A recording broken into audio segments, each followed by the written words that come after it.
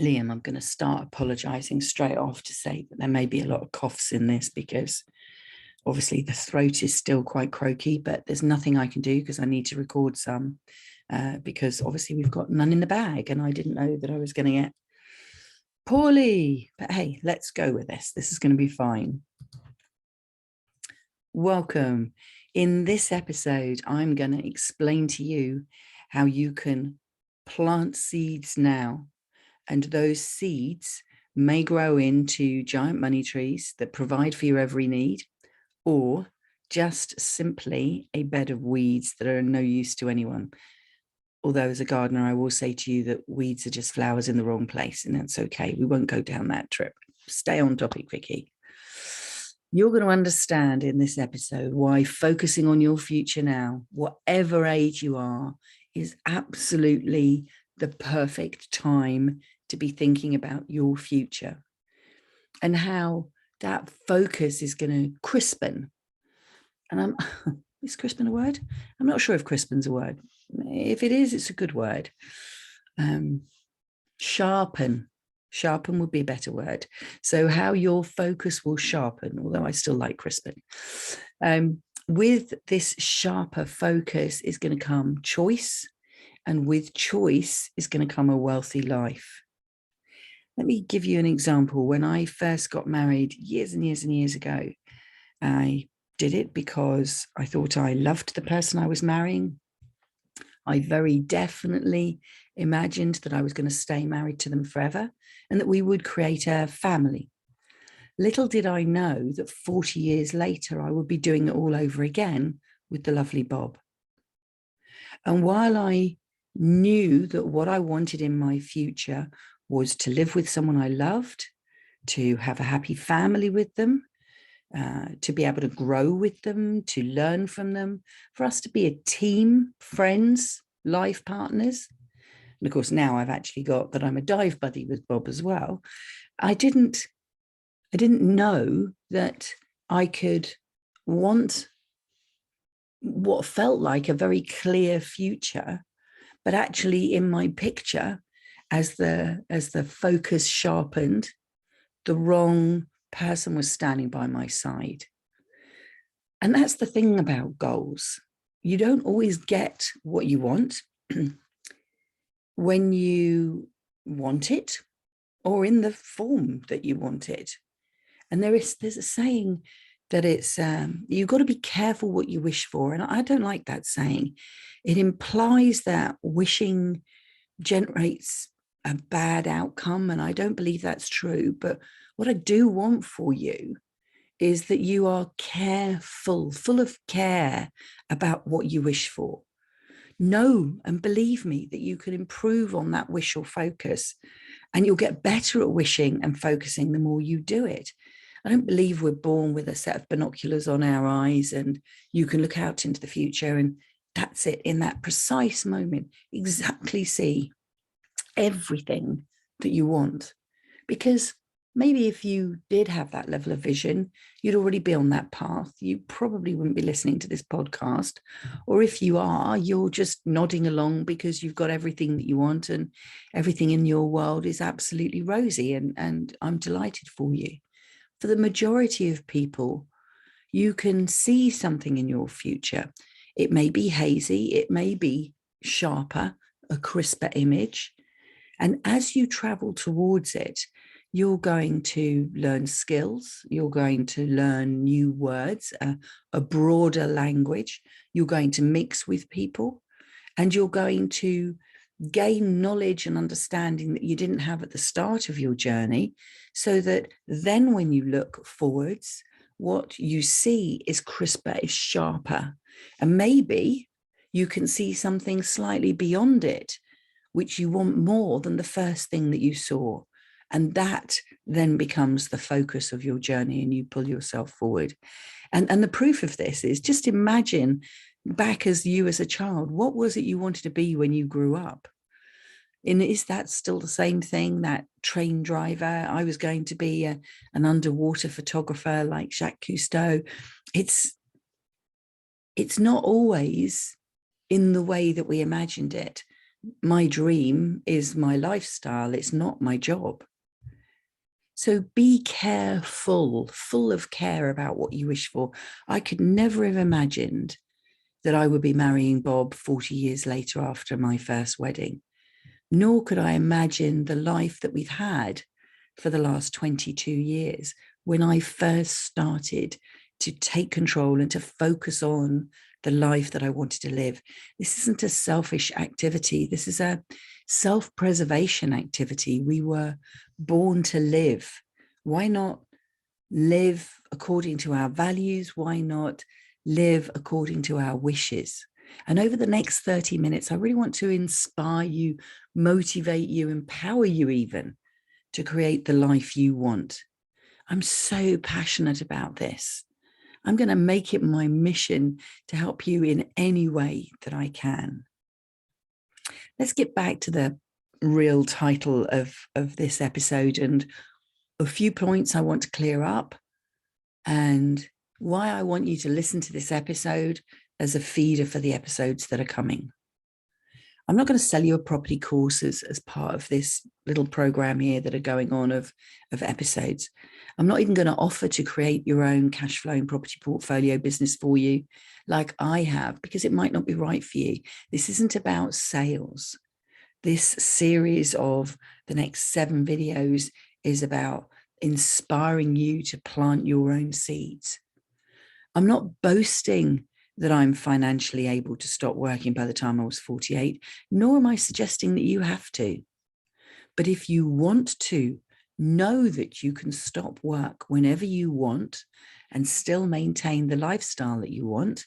I'm going to share the steps that I took so that you can see which of those steps are right for you, where you have strengths, where there are gaps in your journey, holes in your path that you can fill in so that you too can get to the stage where you can choose to retire, stop work whenever you want. And I'm certainly not saying that you have to stop work.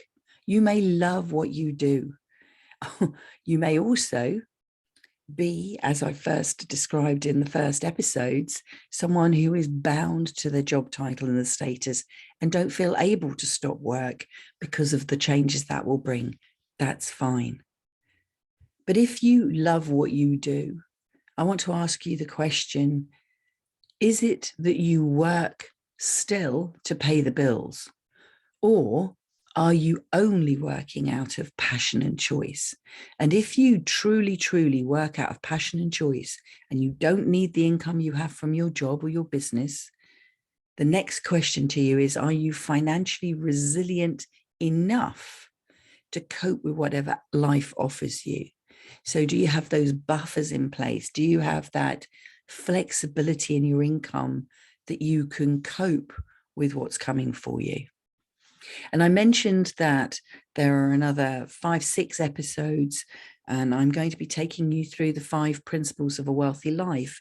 And I mentioned these in my book, Wealthy Retirement Plan. And what I'm going to do is share with you these principles that I've unpacked and if you like, distilled from my journey, and share them with you in a way that you can use them, that you can adapt them, that you can maybe just go, okay, yeah, I'm listening. I've got this, I've got that. I don't want to do those yet, but I'm aware of them. And thank you, I'll come back to them later. And that's perfectly okay. Listen to the next, this podcast and the next podcasts. And one of the main reasons is the negatives and the consequences if you don't pay attention to your finances are quite simply that you could end up retiring, well, when the government actually allows you to, broke. And I don't know that anybody is looking into their future going, oh, I tell you what I want, Vicky.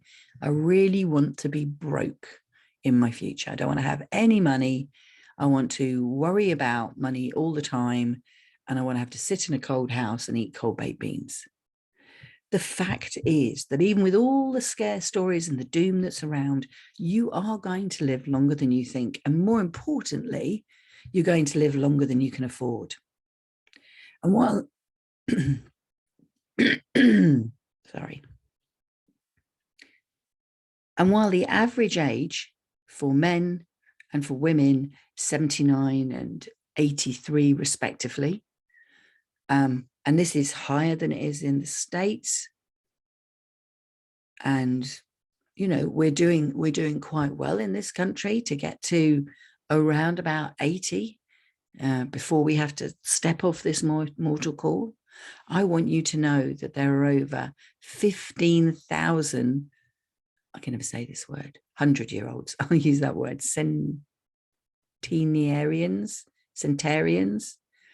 There's over 15,000 people in this country that are over 100 years old. And that number is growing almost 5% a year. You know, the Queen sends out birthday cards on your 100th birthday. She's had to take on new staff. And I think the last time I Googled this fact, when I was writing my book back in 2018, she'd had to take on a team of 7 to cope with the number of people that are having their 100th birthday and 105 birthdays, 105th birthdays. I think that's incredible. But it's not about quality. It's not about, do that bit again, sorry. It's not about quantity, it's about quality. And why are so many people living longer? Why am I so convinced that you will? Whatever age you are now, unless you do happen to be in your 70s, you've got 10, 20, 30, 40 years before you get to 80. And in that time, you are having better nutrition, better health care than ever before. There are medical life-saving techniques. We've become so clever at prolonging life. And that's what I was saying to you earlier. But this is one of the crucial times when quality of life is more important than quantity of life. Yes, the doctors can keep you alive, but how do you want to live when you're 80, when you're 90, when you're 100? I watch some of the programs on the television, maybe about ambulances and 999, because we're fascinated with that stuff. Sometimes you hear it in the news and you'll see this inspirational older person well into their 90s. Look at the Queen herself, well into her 90s. And all right, maybe the Queen's not a good example, but some of the people I've watched on the TV, they live alone, they're independent, they've still got their faculties. Yes, they might walk with a stick because they are getting frail. You will get frail. But what if you could live well into your 90s? Maybe if you're in your 40s, 50s now, you could live to your 100 or beyond 100. How are you going to live there? How are you going to fund then if what normally happens is that we stop working in our mid-60s? If we stop working in our mid-60s, you've got at least 20 years with no income that you need to think about. When I wrote my fifth book back in 2018, The Wealthy Retirement Plan, it was before we'd had any other thoughts of a pandemic other than one in a Hollywood movie. We thought that we were invincible, and yet I knew through family experiences of a great aunt going into a home, and later on my mum going into a home, that the future held a competing image or a competing metaphor. Are we going to live the life of the stinky chair, or are we going to live the life of the deck chair? And which do you want? Which do I want? I know what I want. I very definitely want a deck chair. Do you want a life where you have more than enough money to maybe take a sunshine break, to have choices about the fun you have and who you have it with, whether it's with your family or with friends? Do you want to create a new friendship group? Do you want to move to a community of active elders? What do you want? Or are you going to just not do anything and eventually end up in that stinky chair? And I think you get my drift about the stinky chair. The stinky chair is in a council-run care home, probably, full of people with dementia. The underpaid, understaffed, frankly, borderline saints are doing the best they can. But there's a certain waft when you walk in. And I absolutely speak from experience. When my mother first needed more care than we could provide for her at home, she'd taken a turn for the worst and she'd gone into hospital. She'd come back and that was marvelous. We had more years with her, but we were unable to lift her and give her the 24-hour care that she needed. We'd had a carer before that. The carer would come in and help her 3 visits a day, have meals with her, do some cleaning, chat with her. That wasn't enough. And that was still costing us £60 a day.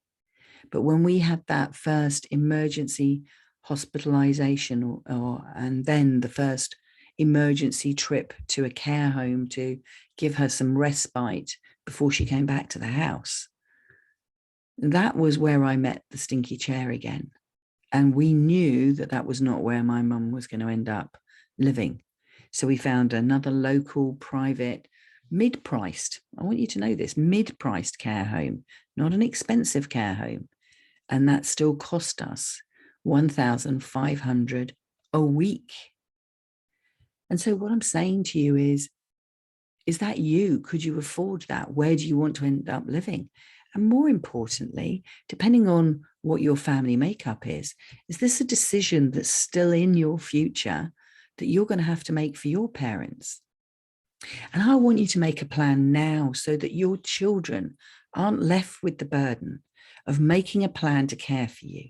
And of course, I wish you a long, good and healthy life and that you pass away in your sleep when you're ready and never need a care home. But it's not up to me, is it? And the upside of planting the seeds that I've mentioned right now will make a difference to the quality of your later.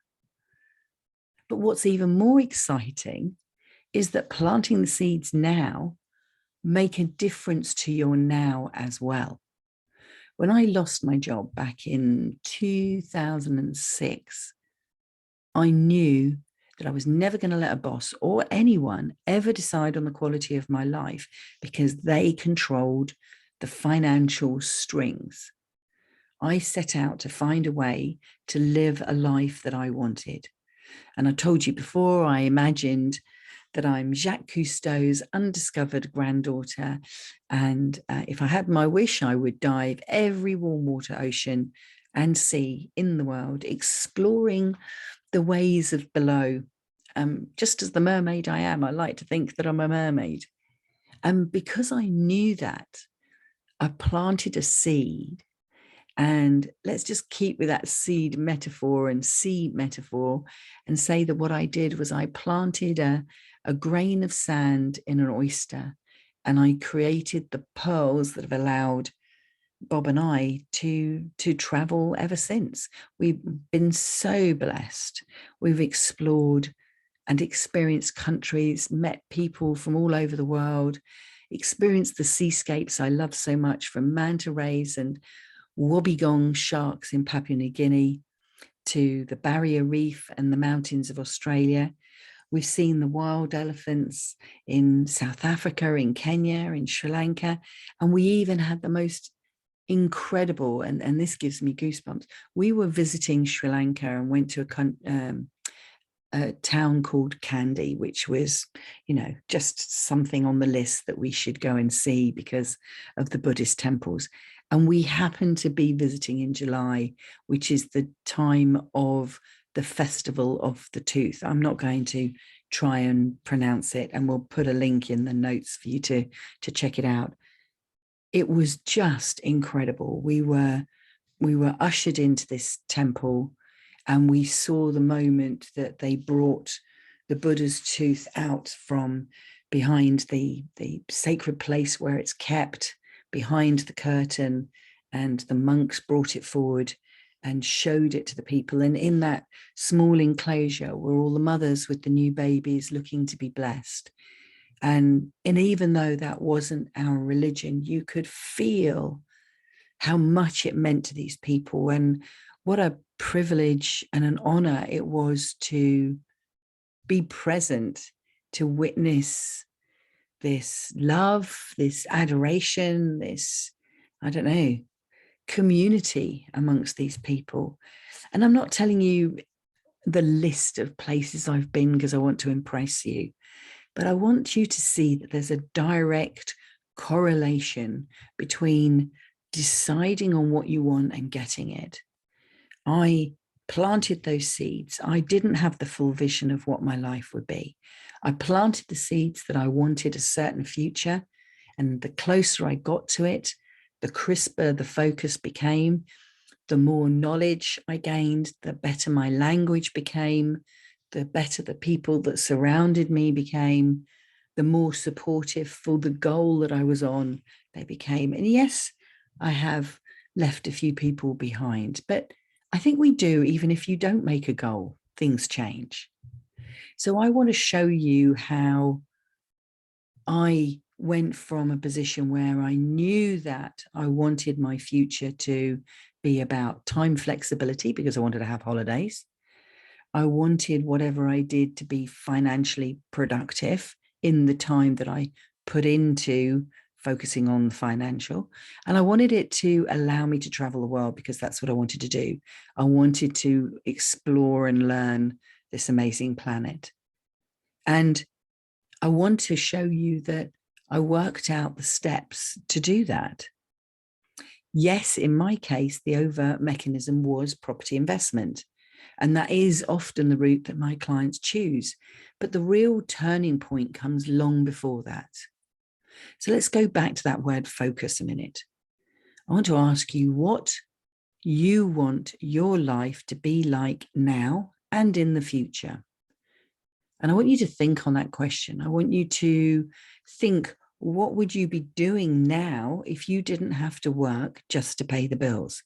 And that's such a key question. And I use it all the time in my work with clients because it's a question that gets you to step out of your current life, to imagine a future and to say to yourself, all right, well, if I didn't have to pay the bills, what would I want to be doing? And I'd like you to really think on that question. And the question might confirm that you love your job, which is perfectly okay. But it would be even more exciting if you sat with the question for a day or two, or maybe a week or two, and then turn to me and say, you know what? I've always been passionate about X. And if I didn't have to work, then what I really want to do is this. And I am actually reminded of how passionate I'm about it. So what I want to do is pursue a goal that's going to enable me to fit that passion into my life in a way that it isn't visible now. I'm actually getting goosebumps for you. That's how excited I am. That moment when someone tells me what excites them, what they're passionate about, what their energy is about, as John Travolta would say in the Grease movie, is electrifying. It literally raises the bumps on my arm. So let's imagine now that you have that seed of an idea. And remember that you can change seeds along the way. You can plant different seeds. But let's go with what you've got at the moment. So you've got this seed of an idea. And what we need to do now is to support that idea. And if you've listened to the past podcasts, you realize I will give you a prize if you shout out the answer to this. Now, what is going to support your idea going forward? What am I about to say? Drum roll, please. And the answer is, ta-da, a spreadsheet, of course. I'd like you to check out episode 5 again, because when you get to the end of this episode, you can go back to episode 5, which is about loving your spreadsheet, and see why that episode is so important to you. In a spreadsheet, you can work out how much you need to cover the basics, how much is enough money to cover your bills. You could work out and project and think about how much money you might need for this new passionate life of yours. And once you do that, we can start to work out how you can create more than enough money without taking all your time, so that you're in a position where you don't have the time to do the thing that you're passionate about, We want to find a way that you can create an income in your life and still have plenty of time so that you can live the life you want. Oh, I love this topic so much. And I'm sure you guessed, I'm running out of time. I've got to stay focused. I want to tell you a couple of things. So first off, there is a fan club now for the podcast. And if you'd like to join the group, then I'll be able to send you reminders of key episodes. And I'll even be able to share with you some additional resources that I might think useful. If you're interested and you want to really create a wealthy life for yourself, then join using the simple link that I've stuck down in the show notes. But it's basically https://bit.ly/wealthy-life.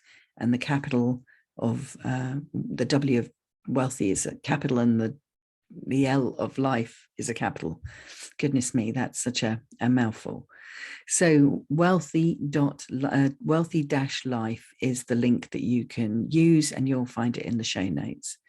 And the other thing that I'm going to stick in the show notes is about the scorecard. In fact, you know what?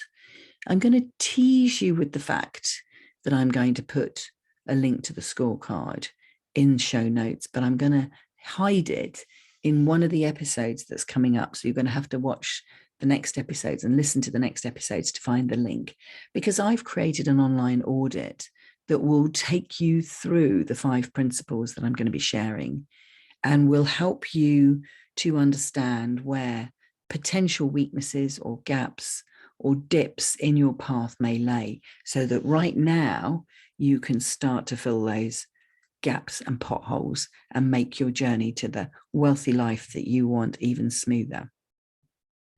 So the purpose of this episode, even before we've planted our seeds really, was to spread a little compost around and fertilize the ideas that are coming.